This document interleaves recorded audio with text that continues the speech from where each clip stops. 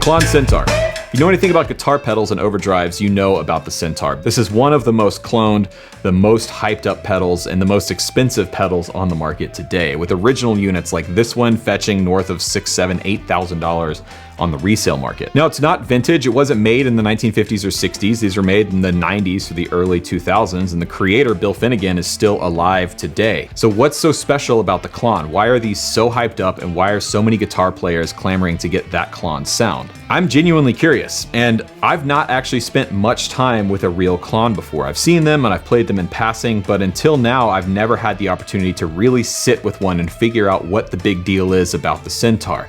So this is my friend Zach Broyles from Mythos Effects. This is his Centaur that he's very kindly lending to me for the next few weeks so I can experiment with it, find out more about the Klon sound, and hopefully find other ways of getting Klon style overdrives with pedals that you might already have, as well as some popular clones. So what's the big deal with the Klon Centaur?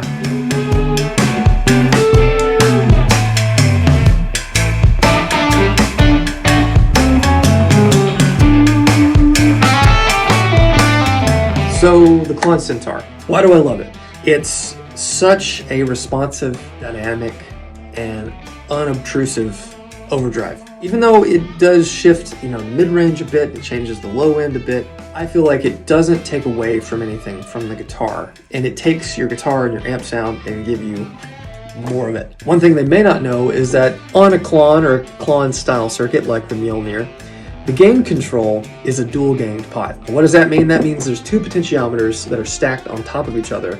And when you turn the shaft of the potentiometer, both of those pots are moving at the same time. Now you can wire them differently. They can go in different parts of the circuit, so you have a lot of flexibility in the control, but that's how that knob works. So when the gain is all the way down, the clean is mixed all the way up, and then as you turn them up, gain comes in and the clean is mixed out. And that's why it's so natural sounding, especially low, because you're not really getting any of the overdrive portion of the circuit.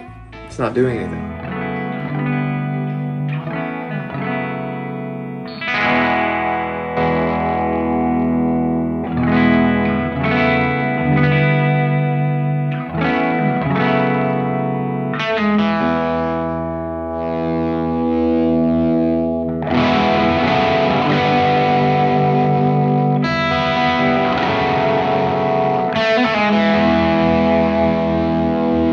Hey, Editor Rhett here. Sorry to interrupt. Just wanted to announce, if you liked the track that we did at the beginning of the video, you can download it for free as a backing track via the link in the description box down below. Now, being completely honest, this is a way for me to help grow my email list. So you will have to put your email in to get the track, but I promise that we don't spam you or anything like that. And also, while you're down there, you can get 40% off my brand new video course, Crafting Tasteful Solos. This is a full-length video course with PDFs and backing tracks of its own. The course is designed to teach you all the fundamentals you need to develop your own voice as a lead guitar player, no matter your skill level. Beginner, intermediate, and advanced, there's something for everyone in this course. We worked really hard on it over the last couple months, and I'm really proud of how it came out. So if you want 40% off of that course or you want the intro track for your own to play over, then that is linked in the description box down below, and sorry for the interruption. Okay, so this is the Klon Centaur. So I've got my Firebird running straight into the Klon, and we're going into a clean amp, the Imperial Mark II from Tone King.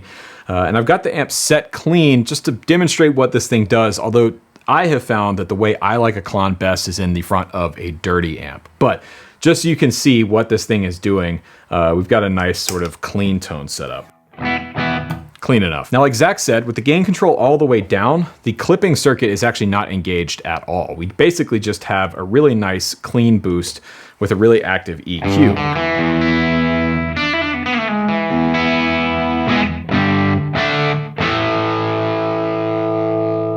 But listen to what happens as I roll this gain control up.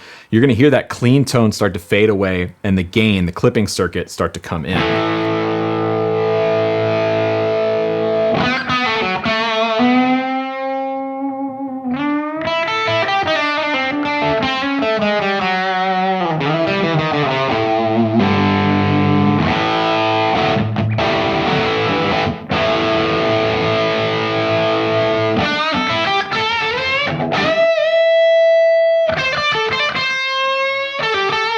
I really love the way this thing breaks up. It has that transparent overdrive thing that everybody talks about, but it's adding this really sharp attack and this like bite on the front end of your note that's really cool.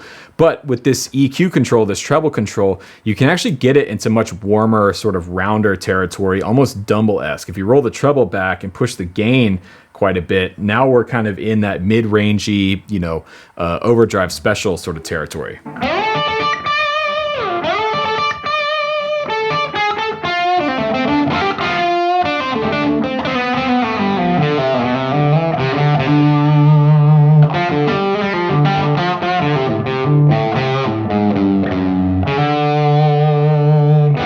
So, the Klon, it's a great example of a wonderful sounding overdrive based on really clever design, as opposed to just being based around, you know, very hard to get hold of components, right? For example, the Klon has 3 audio paths in it. You know, one for the bottom end, and that never gets clipped, it doesn't go near the distortion. Then you've got the distortion, and then you've got a clean signal. So as you turn the distortion up, you're blending out that clean signal, getting more distortion. As you turn the distortion down, you're blending in more of that clean signal to the point where with the gain all the way down, you no longer have any signal going through that distortion circuit. It's all going through the clean side, which is why it works as a clean boost all the way up to, you know, a fantastic aggressive overdrive pedal. And I think a lot of players reacted to that. It had a very dynamic feel about it. The pick attack was retained, and that's very important. So yeah, great example of a wonderful sounding overdrive based on really clever design. Now, like I said at the beginning of the video, Klons today, real ones, are going for astronomical prices on the used market. And I can kind of understand why. They're collector's item, there's a finite number of them, there's provenance, all that kind of stuff. But personally, I don't think I could justify spending anywhere near that much money for an overdrive pedal, especially when there's so many great clones out there. So I've got the Mythos Mjolnir, the Wildwood Mjolnir, and this is Zach's clone based off of this actual Klon here. Now I should point out that Zach bought his Klon a few years ago for a price that was significantly lower than what they're going for now, and I gave him shit at that time. I was like, you paid how much for this thing? And I've been forced to eat crow because it's turned out to be a pretty significant investment for him. He's done pretty well. So we've switched amps. I'm going into my High Watt Custom 20 now, and I've got the amp set up as like an edge of breakup, sort of broken up kind of tone. Sounds like this. And I think the Klon works really well in front of an amp sound like that. An amp sound that has some saturation, has some character that the Klon can sort of accentuate and augment. So here's how I've got the real one set up.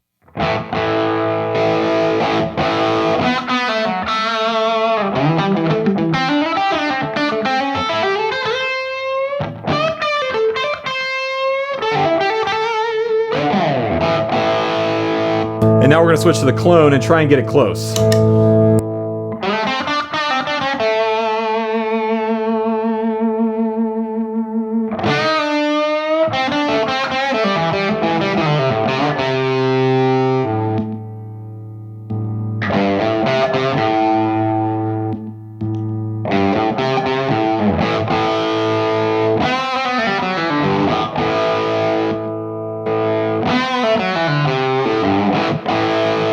Pretty close enough for government work. I will say the real one has a different mid-range character than the clone does, but again, you can get close, especially depending on which Klon you're looking at, because each Klon is a little bit different depending on parts and tolerances. There's a lot that goes into something like this. But no matter what type of clone you have, you can get into the Klon territory at a much more reasonable price than a real one. At my Klon folder, I love the Klon because first of all, it looks really awesome.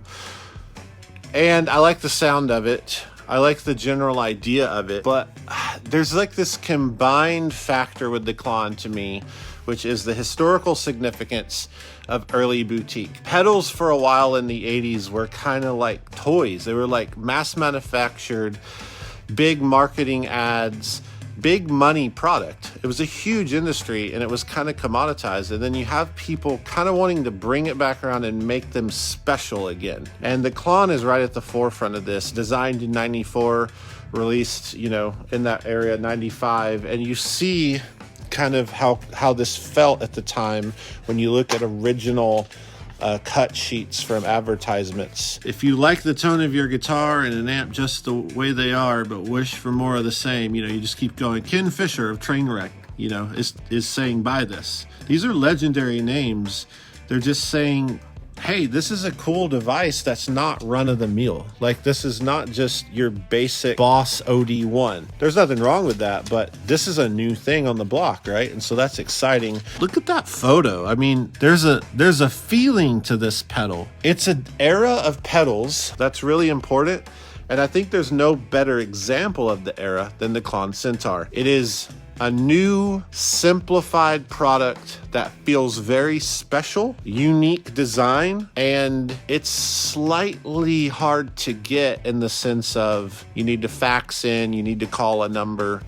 There's something about that intrigues me, and it's why it's one of my favorite products. It comes from this age that no longer exists. When I look at these Klons, they transport me to the 90s. They transport me to a time when there was no such thing as Maris or whatever. It was just stuff like this was unique. And so, yeah, they're beautiful. I love the sound, but really it represents this new beginning for guitar pedals where guys like me have a job. This is all but one aesthetic variation that I don't have, but I'll walk you through them. This is the first Klon ever made. This is serial number 2. He put what is now serial number 1, he still owns, aside so he could keep it, but he needed to pay the bills. He sells this, and this is the first one ever made right here. So I have that, but you have some aesthetic variations which are important. That is, we call this horsey long tail, horsey short tail, and then you have no horsey, and then you have silvers. So no horsey, horsey long tail, horsey short tail. And actually there's one more Klon I forgot about in the room. This one, it's a bass version. There is a bass version of the Klon. Most people don't know that this exists. This was sold on 8/24/04 bass unit. So this is tweaked for bass. Now, the Klon thing is something you can get outside of a clone as well. There's a lot of overdrives that can sort of approximate the Klon sound. The Timmy, for example, can get into the Klon territory, and even a Boss DS1 can sort of approximate a Klon sound. On the board here, though, I've got the Kernom Ridge, and this pedal's whole sort of party piece is that you can change the clipping modes and sort of use it to approximate a bunch of different styles of overdrive. And I think it can kind of do the Klon thing pretty well.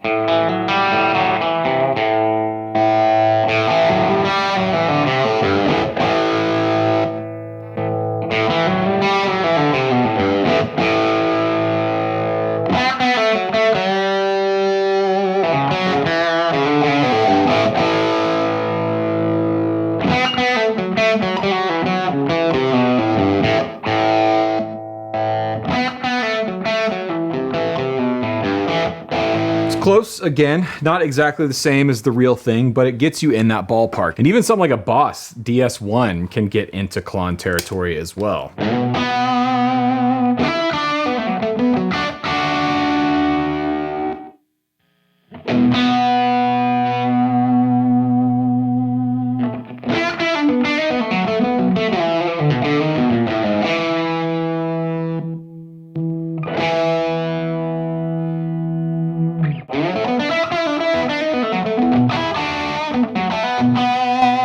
But also, when you're sort of approximating the Klon sound, you can only do it in like a snapshot. For instance, I can sit and tweak with any of these pedals and try and get them in the same ballpark as the Klon as it's currently set with these settings. But as soon as you start to tweak the Klon, specifically the gain control one way or another, you completely separate it from other pedals, because other pedals like a DS1W or a Timmy or a Kernom Ridge, they don't respond the same way as the Klon does. Because of that unique circuit, because of that unique gain control that blends in the clean signal and the drive signal sort of inversely together, it makes a Klon circuit unique. And I have to say, after spending some time with this one, with the real one, I finally get it. I've used clones for years, but I kind of had a hard time connecting with them because I didn't really understand the Klon thing. Like, what was it really, really good at? I was one of those players that basically would just use it as a clean boost. But now after spending time with a real one and putting it through its paces, one extreme or another, there's really not a bad sound in that pedal. And I now get it. I understand what Klons are for. They're super musical, they're very versatile. They will work with any guitar, any amplifier, into a clean amp, into an overdriven amp, and they even sound cool DI.